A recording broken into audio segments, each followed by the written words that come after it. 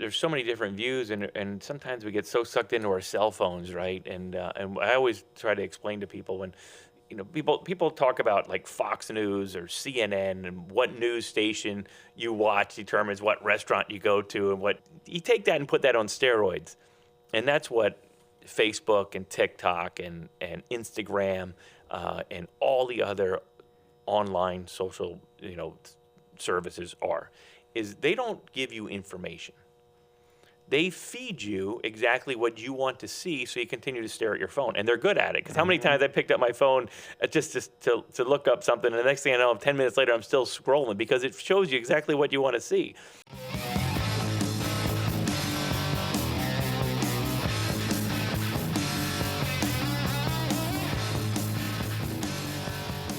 So Van Halen to kick off this episode of Talkin with Doyle, the podcast that gets State Representative Doyle Heffley talking.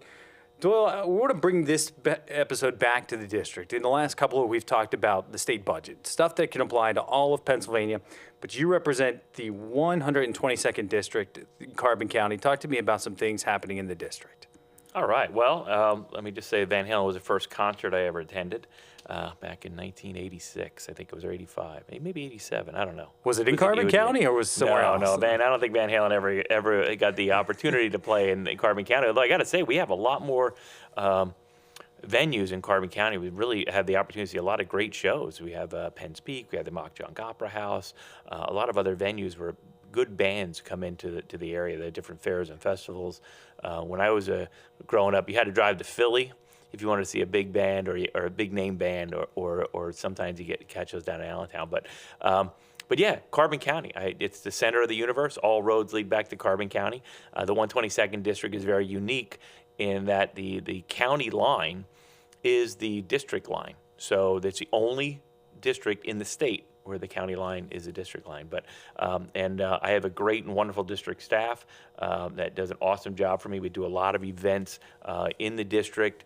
We just did our scam seminars. We had the Director David Shalcroft, who's in charge of senior protections for this Commonwealth of Pennsylvania, do a scam seminar and tailored it to the holidays. Hence why we're both wearing the same attire we had on the last podcast, because with the holiday schedule coming up here, we're kind of, we're recording a couple of podcasts today. So, but a lot of great things in Carbon County. We do the scam seminars. We have a Veterans Expo coming up. That event is from 11 a.m. to 2 p.m. at Penn's Peak, and that's a Veterans Expo on December 7th, which is Pearl Harbor Day. So Congressman Ryan McKenzie and Senator Dave Argel and myself are hosting that event, helping Ryan to put that event on for all the veterans and their families in Carbon County. So there's going to be over 30 vendors there. There's going to be lunch provided, and it's going to be a great thing. And we do a lot of events like that. We did our Senior Expo back in September. We do that always the Wednesday after Labor Day every year at the Franklin Firehouse, and had like about 1,200 seniors. A lot of vendors come out there, and basically what our district office does and what we do with all of our expos. We did our family awareness expo, and we really highlight and focus on drug and alcohol prevention and those folks that need help. So we're always out trying to do things in the community. And in my district office, we're open every day from 9 a.m. to 4:30. And we have two offices, one in Weisport, one in Albright. So that closes Wednesdays, and we do office hours in Lansford. And people ask me all the time, what do you do in your district office? And I say, we help people, right? So if people have issues with any kind of state agency, we can help them out. People have issues with maybe a private insurer or anything like that, we generally can help them to navigate it. We don't like change things, but we can facilitate meetings and getting people together, or we can give them the resources they need. If they need to connect with some of our federal partners, they can connect with them. We have those resources that they need to get things done, whether you're looking for a birth certificate, people have issues with their ignition interlock systems on their cars, people that have issues at PennDOT, businesses that have issues with revenue. Believe it or not, a lot of these state agencies from time to time screw up paperwork on folks. And if you just send out your registration to your vehicle and they mess it up and you wind up getting pulled over, those are things that my office can kind of help you navigate through. Now, look, if you do something illegal, we can't fix it. But it is probably the most rewarding part of our job is what we do in those district offices, is really helping people in throughout Carbon County with anything state related, and we always go above and beyond. Our motto is, I tell my staff all the time, we're not going to say no. We're going to listen, and if we can try to help, if we can make some phone calls, we're going to try to help. And if we can't do it, we're going to refer them to the offices that can. I want to touch on something else, something that you're passionate about. Sometimes Republicans get some negative feedback because they're not always out in the community willing to answer questions. But that's not something with you. You host a ton of town halls too, where you have the conversations with the community. We just came off one. Talk to me about what we talked about there, and maybe how often you hope to hold those, and maybe when we're looking at scheduling the next one. Yeah, so we do a lot of just town hall meetings, and we're out in the public all the time. If anybody wants to talk to me, you just call my office, and I mean, I'm between Harrisburg and in the district, and we'll schedule a time. We do meetings. We did the forestry program, What's Bugging Our Trees. That was a really fascinating one. So we bring different groups in. But the town halls are probably my favorite. And the telephone town halls, I do about 3 or 4 of those a year. And those are great. And the reason why I like that format is because I can do them from my district office in Whitesport, or if I'm here in Harrisburg, I can do that. And we send out, I mean, how many calls do we send out when we do that? I don't know. A couple thousand. Thousands of phone calls. So any numbers that are in our system, if you ask to be put on the do not call list, we make that recognition, and we call. That call goes out as a 1-hour call. It starts with me reading, kind of reading a script, if you want to say so, but we always have some points we try to read through, tell people that this is not a robocall, it's a live telephone town hall call, and that if they can press star 3 and they can enter the queue, and we just go down. And you've been with me on these calls. We just go down and sit and answer every question that comes in an hour, and we start off with a couple thousand people, and towards the end of the call, we maybe have 700 to 500 people on the call. And now I do in-person town hall meetings. I try to do them at a lot of our HOAs before their meetings. Sometimes they'll go into a township and do an hour meeting before those. I don't regularly attend township meetings. I don't go to school board meetings. I don't go to HOA meetings. Those are all different entities. I don't have any standing to go to a township meeting and I'm not a resident of the township, or to a school board meeting if I'm not a member, a resident in that school. But those are local elected officials, and if they have a concern or anything, they can bring it to me, and we'll work with them on it. But I don't attend, those meetings. But we do our own we do telephone town halls, and we do in-person town hall meetings. We're always looking for opportunities to do it. I've done in-person town hall meetings. One time I had 2 people show up, and I thought, my God, this is terrible. And somebody said, the only time people show up is when they're upset about something, so that's good. I've done town hall meetings. We had 90-some people show up, and that was I think we did that on the wind turbine issue when that was successfully stopped. But so we're always out there. The telephone town halls, what I like about them is just the amount of people that we reach. To say that we had 500 or 700 people stay on a call with us for an hour. And I talk to people, they when I'm out and about, they say they love them. They say, oh, our family's having dinner. We just put you on speaker and we listen to you during dinner. That's awesome. I love it. But if anybody has questions or concerns, we always make ourselves acceptable, and we go in and speak to a lot of different groups. And if anybody has an organization or group that we want to talk to, that want to talk with us, call my office and we'll just get it scheduled.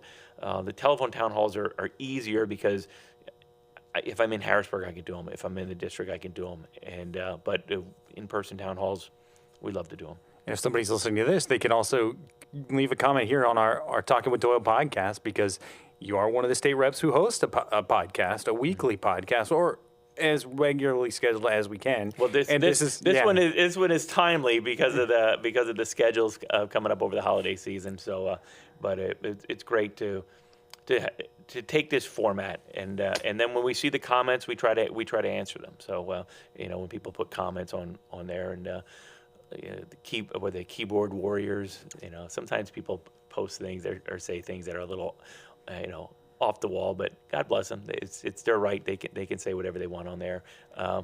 But if you want to keep it constructive, have good conversation and good questions, and I think that's what governance is about.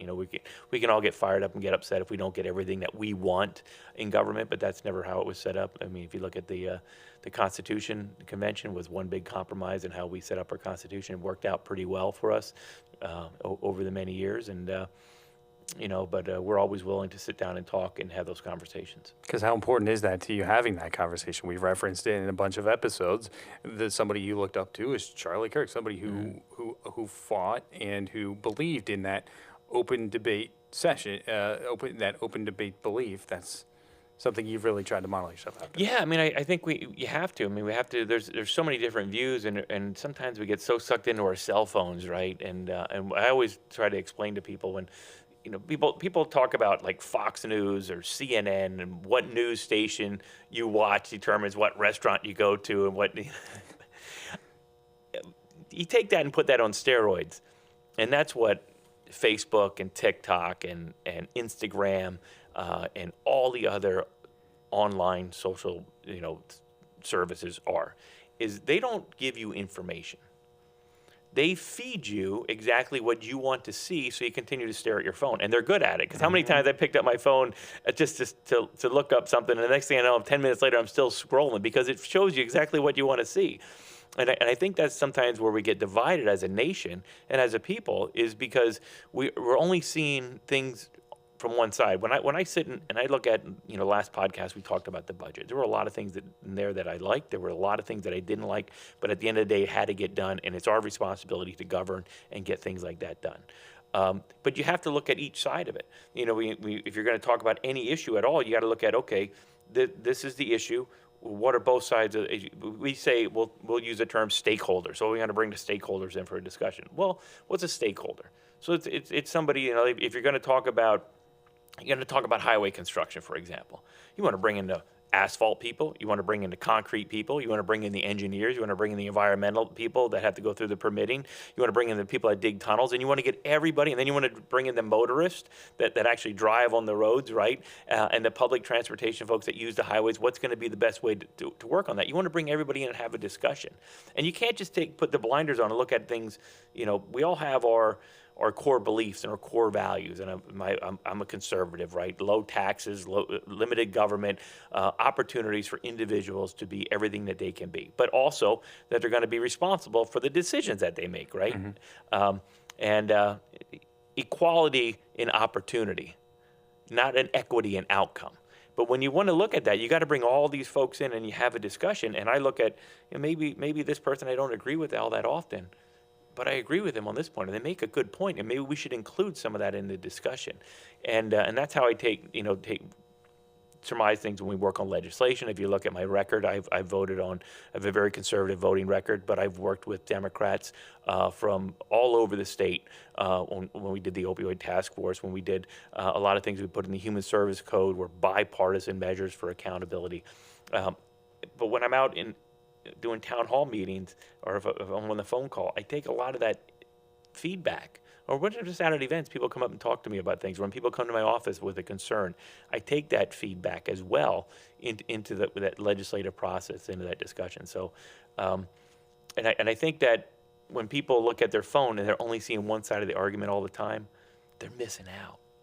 You're only seeing 10%. There's 90%, or maybe you're only seeing 1%. There's 99% of perspective out there that you're missing out. So definitely, broaden your horizon. Sometimes I read books that I don't agree with the author. I'll read an article, and I'll almost get frustrated and angry while I'm reading it. But maybe I'll find one thing or two things in there that's a good point. Right. But you got to look at things objectively and not look at things in silos. And holding those town hall meetings, holding those discussions, whether they be anywhere. People always say, "Oh, you don't want to talk about religion or politics or this and that." Yeah, don't be afraid to talk about anything, but be civil in the discussion. Maybe, and if people want to follow along, they want to attend those town halls. If they want to follow along what's the best way to do that? Obviously, we have a newsletter going to come out, but you have your Facebook page, you have your weekly emails. What are we leaving out there? You could call my office. You can look at my Facebook page. You can send me an email. And I do apologize. I get hundreds of emails. So I do apologize. We try to get back to everybody, but sometimes it just takes a little bit of time to get back. And sometimes I'll get an email on a subject that we're in the middle of working on, and I really don't have a response because it's still very fluid. But we try to get back, and my staff tries to get back to everybody as quickly as they can. I will say this, though, to anybody that's listening. Do not send me messages on Facebook Messenger. I have 5 email addresses. I have numerous phone calls. I have 3 offices, and I have a whole, but I do not monitor and watch my Facebook Messenger on my state site or on my personal site. So please email me, dheffley@pahousegop.com is our official email site, or call the office, 610-377-6363. But we try to get back to folks as soon as we can. That's why That's why I like to do the telephone town halls, because we reach so many people at one time. How about this? Since we're talking about Carbon County, any holiday traditions that you're looking forward to in Carbon County as we now flip the calendar to December? Yeah. Get out and enjoy. I mean, I think my wife loves to watch a Hallmark Christmas channel. I think most folks do. And you got to say, you always know how it's going to end, but it's always heartwarming to watch it. But there's so many Hallmark Christmas moments right in Carbon County, right? We have trees in the parks at Jim Thorpe, Palmerton, Lehighton, Lansford, Summit Hill, Weatherly, all the community tree. They have the community tree lightings. Get out and attend if you want to attend a church service around Christmas and the holidays, or maybe attend more often. Whatever you do, festivals in the park, shop local. I mean, there's a great town. There's some great shopping opportunities, and if you want to, people do a lot of shopping online, but maybe you're looking at those little boutique gifts downtown Jim Thorpe, or Lehighton. My wife, everybody loves the new stores out there at the mall. Shop local, support your local businesses, whether it be in Palmerton, whether it be at Panther Valley, any of those, Weatherly, any of those stores. You can shop local or buy something local. It helps. So and get out and just enjoy. I mean, we have tree farms. We got ski areas that are getting ready. I think this coming weekend it's going to be cold enough. They'll be making snow, and probably in a week or so we'll be having tubing and skiing up there. So get out and enjoy and just be part of the community. And if you want, we have a Toys for Tot bin in my office. You can drop off those unused toys, or not unused toys, new unwrapped toys, and just get out there and be part of the holidays. So we've covered a wide range of topics for this episode. Is there one parting thought you want to leave with the people who are watching, listening to this one? I just want to wish everybody a Merry Christmas and Happy New Year. Get out and Happy Hanukkah. Enjoy the holidays. Enjoy your family, and God bless.